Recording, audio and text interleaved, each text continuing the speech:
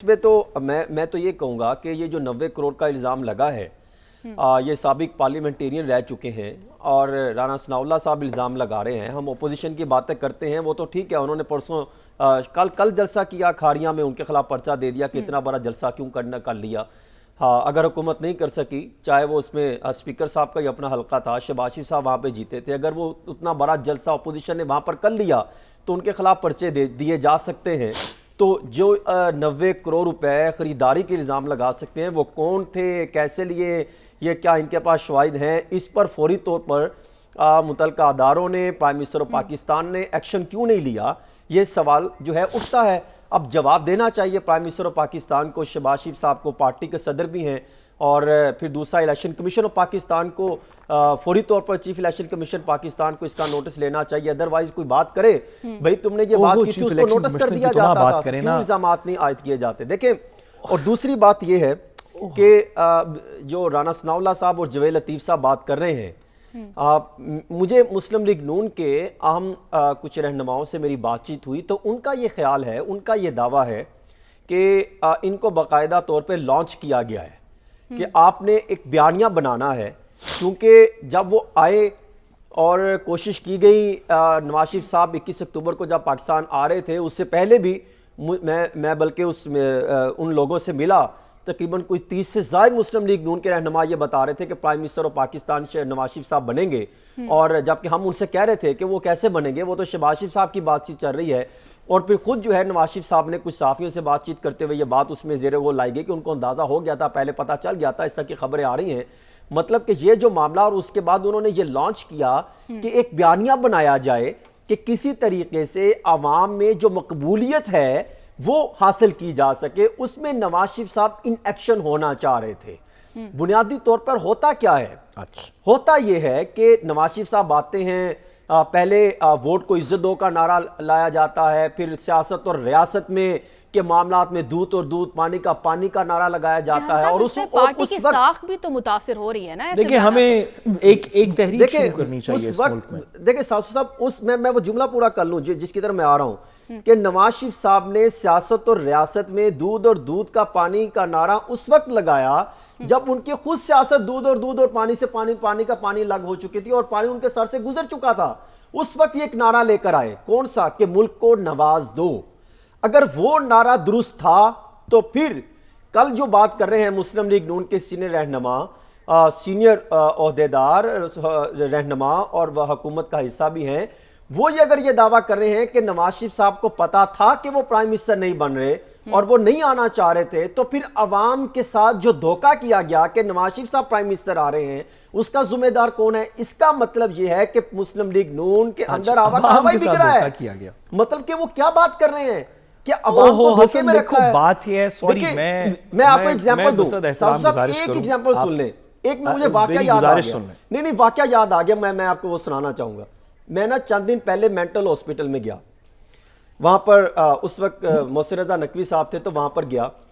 تو وہاں پر نا کافی سارے کچھ لوگ بیٹھے تھے,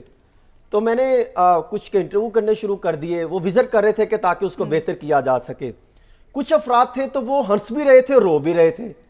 اب مجھے یہ نہیں سمجھ لگی کہ وہ ہنس کیوں رہے ہیں اور رو کیوں رہے ہیں. بس وہ یہ بتا رہے تھے کہ شاید ان کے ساتھ زیادتی ہوئی ہے اور ان کو یہاں پہ لا کے بند کر دیا گیا. تو میں نے ان سے کوشش کی پوچھنے کی کہ آپ ہنس کیوں رہے ہیں, پھر وہ رونا شروع ہو جاتے تھے. جب میں ان سے اس کا پوچھتا تھا تو وہ ہنسنے لگ جاتے تھے. تو ان کے علاج کے لیے انہوں نے کام کیا کہ شاید اس پر ذرا دیکھیں ان کی حالات بہتری ہو. یہ اچانک بس وہ آپ نے بات کی تو مجھے یاد آ گیا وہ مینٹل ہاسپٹل کا واقعہ کہ محسن رضا نقوی صاحب نے بڑے اچھے کام کیے تھے. خدا کا واسطہ دیکھیں, اللہ تعالیٰ مینٹل ہاسپٹل میں دیگر جگہوں پہ وہاں پر ویسی اس ہاسپٹل میں کام ہونا چاہیے, انہوں نے بڑا اچھا وہاں پر کام کیا اس طرح کی. جی نہیں, اس کا سیاست سے کوئی تعلق نہیں. وہ تو مجھے واقعہ یاد آ گیا کہ وہ ہاسپٹلوں میں کام کر رہے ہیں, اچھا کام ہونا چاہیے. جی گزارش یہ ہے کہ پاکستان کی سیاست اب اس طرح کی نہیں رہی جس طرح کی کسی زمانے میں شاید ہوتی تھی, اور کچھ لوگ اسی طرح کے رہ گئے ہیں جس طرح کے وہ اس زمانے میں تھے, اور وہ آج کے جدید زمانے میں کی حقیقت کو تسلیم کرنے سے قاصر ہے. میں نواز شریف صاحب کی ایک چھوٹی سی اگزامپل بتاؤں. وہ پاکستان کے بڑے لیڈر رہے ہیں, کوئی اس میں تھوڑا وہ ہونا چاہیے کہ ایک زمانہ تھا شاید جب آپ چند لوگوں کے اندر بیٹھ کے ایک اسٹریٹجی ڈیوائز کرتے تھے کہ میرا پولیٹیکل نیریٹو یہ ہوگا, جی, اور کچھ اخباروں اور کچھ دیگر سہولیات کی وجہ سے آپ اس کو اوور ٹائم باقی چیزوں کو کوئی بات نہیں کرتا تھا, کوئی ادھر ادھر کا سوال نہیں پوچھتا تھا, کوئی ادھر ادھر کی بات نہیں کرتا تھا, اور اسی ایک لائن کے اوپر مہینوں سالوں چلتے رہتے تھے اور نیریٹوز ڈیولپ ہو جاتے تھے. اب وہ وقت ختم ہو گیا ہے, اب ایک نئی حقیقت ہے. میں اور آپ یہ اس وقت بات کر رہے ہیں, ہمارے اس سیگمنٹ کو اگر سوشل میڈیا کے اوپر ڈال دیا جائے تو اس کا کیا نیریٹو ڈیولپ ہوگا وہ آپ اور میں فیصلہ نہیں کر سکتے. وہ سننے والے لوگ پاکستان کے معاشرے کے اندر صرف سوشل میڈیا کی وجہ سے نہیں, ویسے بھی بہت سی ٹیکنالوجی کی وجہ سے, ٹیلی ویژن میڈیا کی وجہ سے, جلسوں جلوسوں کی لائیو ٹیلی کاسٹ کی وجہ سے, ڈاکیومنٹیشن کو انٹرنیٹ پہ موجود ہونے کی وجہ سے, ٹیکس ریٹرنز, نوٹیفیکیشنز, اب ایک ایسا زمانہ آ گیا ہے جہاں پہ جو حقیقت ہے اس کو آپ نیریٹو کی جنگ میں نہیں ہرا سکتے. جب لوگوں کے دل کسی کے ساتھ ہوں, جیسے کہ نواز شریف صاحب کے ساتھ ہیں اس صورت میں, تو ان کو نیریٹو ہرا نہیں سکتا. اور اگر کسی وجہ سے خدا نخواستہ ایک ایسا گمراہ پاکستان پیدا ہو جائے جس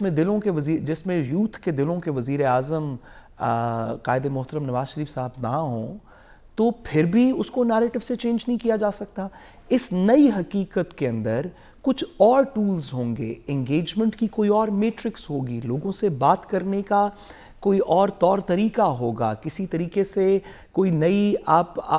نئے آئیڈیاز جرمنیٹ کریں گے, کسی ایک نئی جنریشن سے بات کریں گے. جی, تو ناظرین بالکل یہاں پہ جی ضرور. میرا صرف حسن کو کہنا یہ تھا کہ نواز شریف صاحب کا یہ آ کے یہ کہنا کہ میں جاوید لطیف صاحب کے تھرو یہ نیریٹو بناتے ہیں تو فلانا بندہ یہ نہیں کہے گا تو یہ گڈ کاپ ہوگا, یہ بیڈ کاپ ہوگا, یہ زمانے ختم ہو گئے. پلیز مہربانی بالکل اب حقیقت کو جو ہے وہ تسلیم کرنے کی ضرورت